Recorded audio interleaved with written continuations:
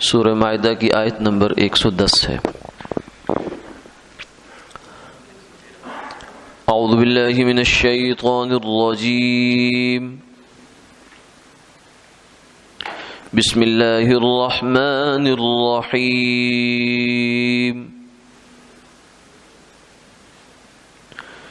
اذ قال اللہ یا عیسی ابن مریم اذکر نعمتی علیک وعلی والدتک اذ ایدتک بروح القدس تکلم الناس فی المہد وکہلا۔ صدق اللہ العظیم۔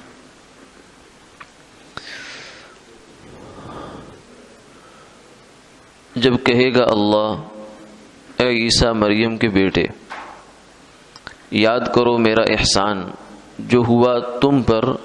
اور تمہاری ماں پر، جب مدد کی میں نے تمہاری پاک روح سے، تم کلام کرتے تھے لوگوں سے گود میں اور بڑی عمر میں۔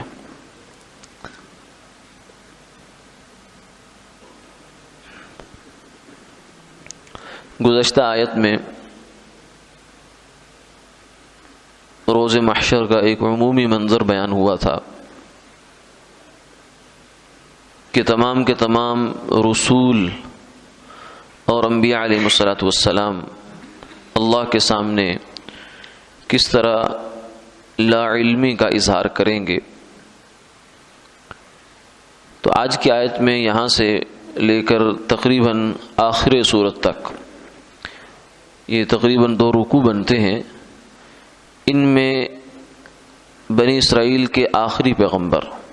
یعنی سیدنا عیسیٰ علیہ الصلوۃ والسلام کا تذکرہ ہے، ان کے اوپر انعامات کا تذکرہ ہے، پھر ان سے بھی خصوصی طور سے وہی سوال ہے جو کہ دیگر انبیاء علیہ الصلوۃ والسلام سے کیا گیا۔ یہاں سے اس کی ابتدا ہو رہی ہے۔ فرمایا کہ قیامت والے دن اللہ عیسیٰ علیہ الصلوۃ والسلام سے بھی یہ خطاب فرمائیں گے، یا عیسی ابن مریم، اے مریم کے بیٹے عیسیٰ۔ عیسیٰ علیہ الصلوۃ والسلام وہ واحد انسان ہیں کہ جو بغیر باپ کے پیدا ہوئے۔ آدم علیہ الصلوۃ والسلام کے بعد یہ ان کو ایک استثنائی درجہ حاصل ہے کہ یہ اپنی والدہ کی طرف منسوب ہوئے، کیونکہ ان کے والد نہیں تھے۔ یہ اللہ کی خصوصی جو قدرت کا اظہار اللہ تعالیٰ نے ان کی پیدائش کی صورت میں فرمایا، اس لیے ان کو عیسیٰ بن مریم کہا جاتا ہے، ورنہ عام دستور یہی ہے کہ والد کے نام سے اولاد کو پکارا جاتا ہے۔ تو فرمایا کہ اے عیسیٰ بن مریم اذکر نعمتی علیک، میری اپنے اوپر جو آپ کے اوپر جو میری نعمتیں ہیں ان کو یاد کرو ذرا، کہ اللہ نے آپ کو کیا کیا امتیاز اور کیا کیا اعزاز دنیا میں عطا فرمائے تھے،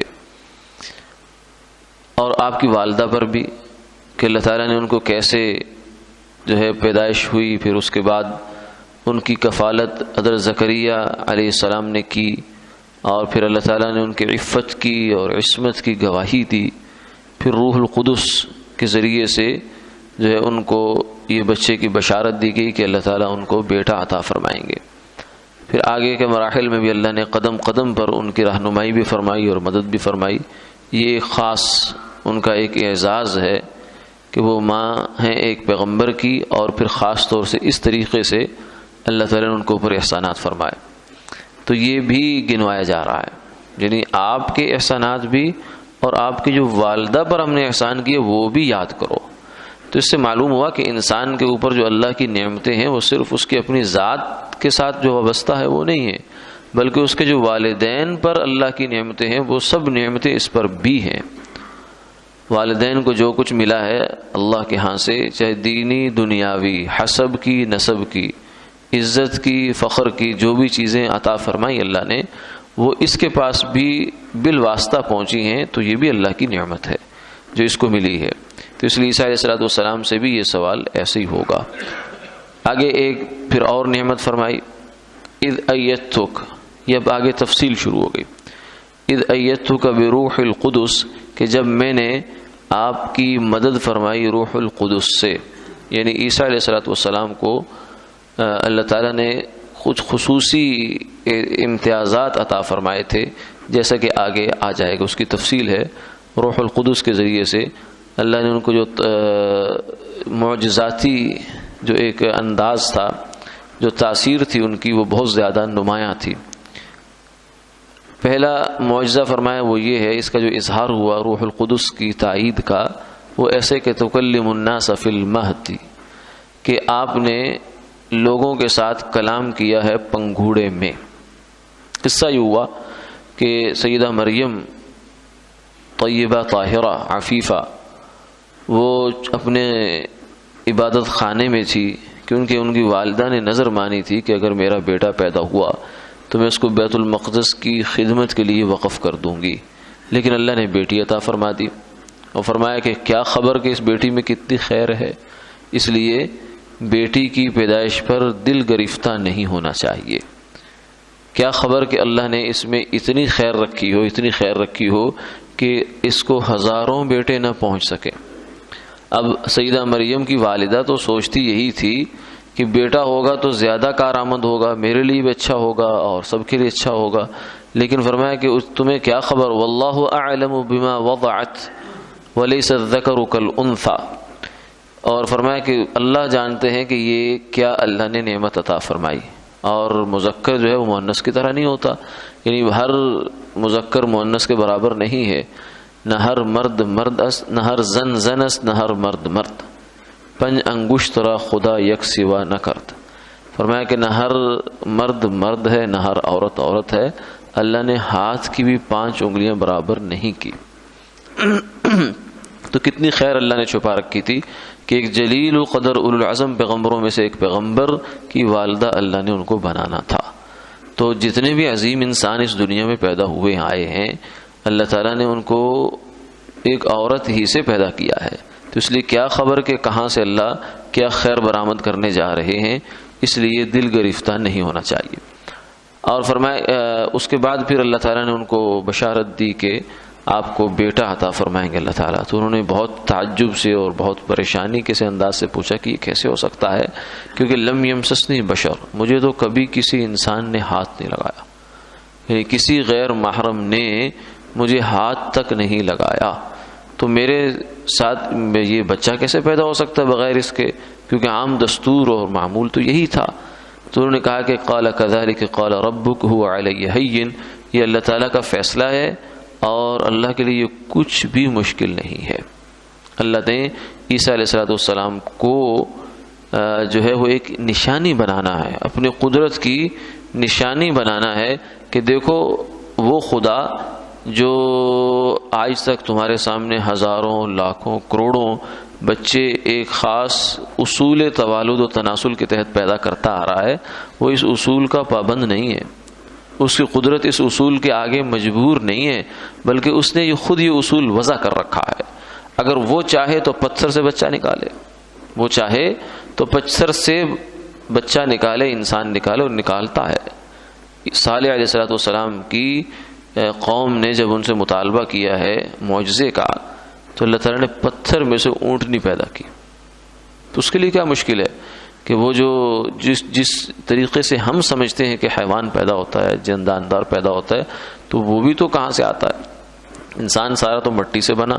مٹی کے اندر ہی سے اس کے ساری غذا بنی، اسی غذا سے آگے جا کے پانی بنا، اسی پانی سے آگے جا کے انسان بن گیا۔ تو یہاں انسان کو تعجب نہیں ہوتا، حالانکہ یہاں بھی تو وہی کرشمہ ہے، وہی قدرت ہے، وہی اس کی نرنگی ہے قدرت کی، لیکن انسان دوسری جگہ ذرا جو کام انوکھا سا ہوتا ہے وہ تعجب کی نظر سے دیکھتا ہے۔ تو اللہ تعالیٰ نے کہا کہ یہ ہو کر رہے گا، چنانچہ ہو گیا۔ پھر آگے پیدائش جب ہو گئی تو